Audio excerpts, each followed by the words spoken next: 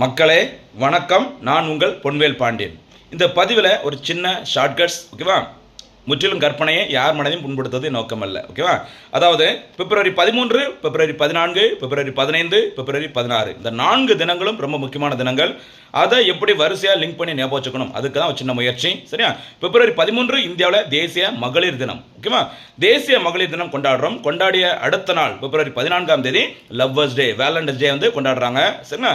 இவ்வளோ நாள் எக்ஸாமில் படிச்சுட்டு இருக்கிற ஒரு டிஎன்பிஎஸ் எக்ஸாமில் கிளியர் பண்ண முடியல, உங்களுக்குலாம் ஒரு லவ்வர்ஸ் டே தேவையா அப்படிங்கிற மாதிரி, அதுக்கு எதிர்ப்பு தெரிவிக்கிற மாதிரி புல்வாமா தாக்குதல் நடத்தப்படுகிறது, சரியா? குண்டு வெடிக்கப்படுகிறது. அதை ஞாபகம் வச்சுக்கோங்க. இந்த குண்டு வெடிப்பு நடந்த பிறகு எல்லா லவ்வர்ஸும், சரியா, வேலண்டைன்ஸ் டே கொண்டாடின எல்லா லவ்வர்ஸும் தப்பிச்சு ஓடுறாங்க. இந்த ட்ரெயினில் வந்தே பாரத் எக்ஸ்பிரஸ் ட்ரெயினில், இந்தியாவின் முதல் வந்தே பாரத் எக்ஸ்பிரஸ் ரயில் வந்து இயக்கப்பட்ட நாள் பிப்ரவரி 15, 2019, ஓகேவா?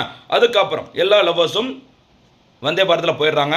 அதுக்கப்புறம் அங்கேருந்து இறங்கி வீட்டுக்கு போகணும். எதில் போகிறாங்க? காரில் போகிறாங்க வீட்டுக்கு. அந்த டைமில் மத்திய அரசு டோல்கேட் வந்து கட்டாயம் அப்படின்னு சொல்கிறாங்க, சரியா? அதாவது இந்த டோல்கேட்டில் ஃபாஸ்ட்ராக் முறையில் பணம் செலுத்துவது கட்டாயம் அப்படிங்கிற மாதிரி சொன்னது பிப்ரவரி 16, 2021 முதல் ஃபாஸ்ட்ராக் கட்டாயம். அப்போ பிப்ரவரி 13ஆம் தேதி தேசிய மகளிர் தினம். அடுத்த நாள் லவ்வர்ஸ் டே. அன்றைய தினம் தான் புல்வாமா தாக்குதல் நடத்தப்படுகிறது. உடனே அன்றைக்கு எல்லா லவ்வர்ஸும் வந்தே பாரத் எக்ஸ்பிரஸ் ட்ரெயினில் டெல்லியிலேருந்து வாரணாசிக்கு தப்பிச்சு ஓடுறாங்க, சரி? பிப்ரவரி 15ஆம் தேதி. அதுக்கு அடுத்த நாள் வீட்டுக்கு போயிட்டு ரீச் ஆகும்போது, காரில் போகும்போது பிப்ரவரி 16, 2021 மறந்துடக்கூடாது, ஃபாஸ்ட்ராக் கட்டாயம் என அறிவிக்கப்படுகிறது. என்னால் முடிஞ்ச ஒரு சின்ன முயற்சி, ஞாபகம் வச்சுக்கோங்க. ஏன்னா அந்த 4 தினங்களும் அவ்வளோ முக்கியம், சரியாமா? இன்றைய பதிவிற்கான கேள்வி: இந்தியாவில் ஃபாஸ்ட்ராக் முறை எப்போது முதல் கட்டாயம் என அறிவிக்கப்பட்டது?